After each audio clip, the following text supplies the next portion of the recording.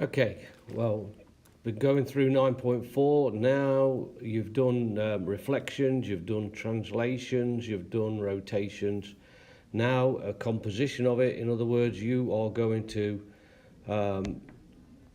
do a bit of everything, okay? And then eventually you're going to look for where it's going to end up. But composition of transformations usually is called a glide reflection.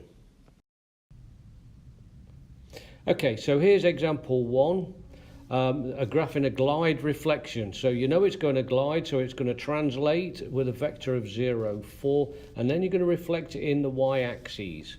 Okay, well, don't do any graphing to start off with. Let's just have a look at the coordinates. So here's your original 3 coordinates. You've got a vector, your x vector is 0, your y vector is 4, so you're going to just add 4 to the y-axis, the y coordinates. So now you've got your second set of coordinates, and then you're going to reflect it in the y-axis. Well, look what happens. In the y-axis, your x becomes negative because you're going over the other side of the origin. Y stays the same. So now all your second coordinates, your x coordinates, have all become negative. Now you've got 3 sets of coordinates. Now you can plot them. Okay, so from the 3 coordinates that you've been given, here is your pre-image, remember? This is your first image, and then this one here is your second image.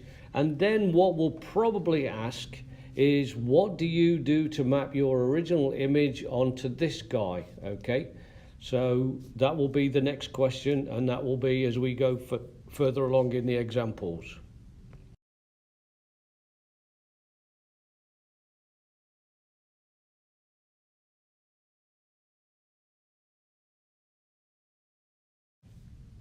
So here's example 2, and what are we doing this time?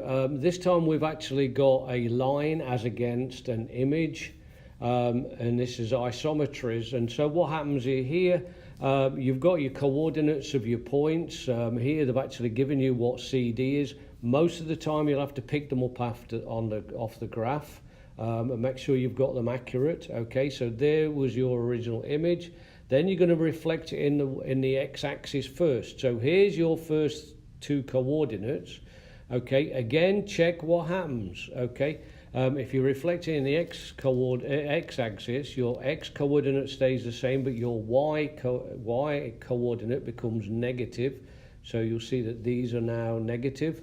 Okay, and then you're rotating it about the origin 90 degrees. So we're going back to early part of chapter 9. So here's your x and y at 90 degrees. What happens?